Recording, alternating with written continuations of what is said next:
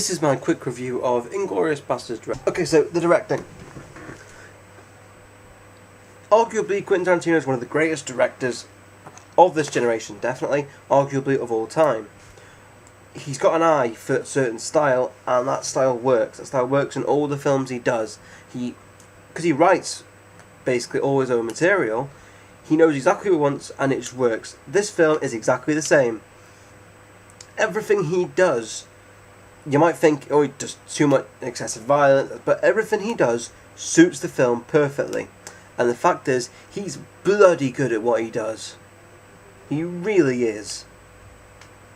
He knows exactly what he wants, he knows exactly how to get it. Everything in this film is just so perfectly placed. It's just placed at the right. It's just perfectly done. Everything is just perfectly placed, perfectly cued, and I think it's all down to him in this film. All down to Tarantino in this film. Everything. The writing obviously isn't true, and anybody who comes out of that film, and no doubt there will be some people, you'll be walking out and you'll hear people say, did that really happen? When you hear someone say that, you grab your ticket, you shove it down their throat, then you bitch slap them. Because it's obvious, it's fiction in the most fictitious manner. I can't go into spoilers, but when you see the end of the film, you will understand that. But I don't think this is as good as other writing by Quentin Tarantino. It's hard, it's weird. I just didn't enjoy the writing of it as much, even though it follows the same sort of pattern as every Quentin Tarantino film. I didn't enjoy it as much as some of his other stuff. I didn't enjoy it as much as The Kill Bill. I didn't enjoy it as much as Reservoir Dogs or Pulp Fiction. This has been recorded at a later date. Baby. The acting, everyone's brilliant in this film. All the minor characters, major characters, the actors that we don't know are all brilliant. Brad Pitt's brilliant. Eli Roth is surprisingly amazing. Very funny character. But the acting does all go to Christoph Waltz, who, without him, this film wouldn't be as good. They share.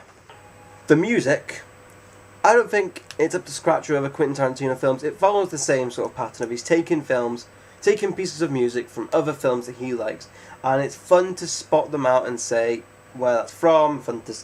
It's a good fun thing to do during the film, on your second viewing, of course.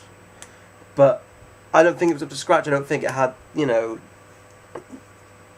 as much of a fun factor and much referable as Kill Bill, as much as you couldn't remember it as well as you could in Reservoir Dogs with Stealers Wheels. It just wasn't up to scratch yet again, but still an absolutely brilliant soundtrack. Rewatch value. If you enjoy Tarantino, then no doubt you have seen all of his films several times, and this film's going to be no different. If you get annoyed at films because of historical inaccuracies, then this obviously isn't the film for you, you're never going to watch it again. But if you're a fan of this sort of film, of Tarantino's previous work, you will watch this film again, and you will bloody enjoy it every single time. I know I am.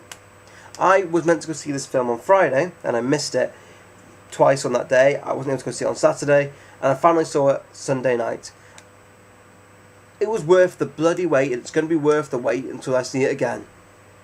Directing 10, writing 9, acting 9, music 9, rewatch 10. Overall 94%.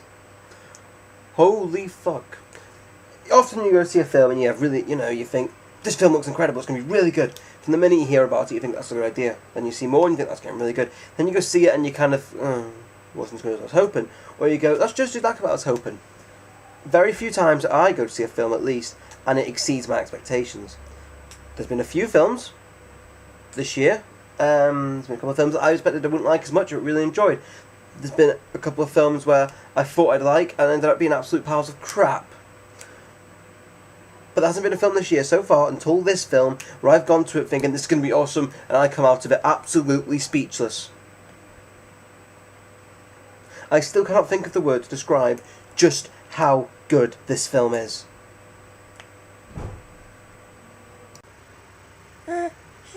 Baby.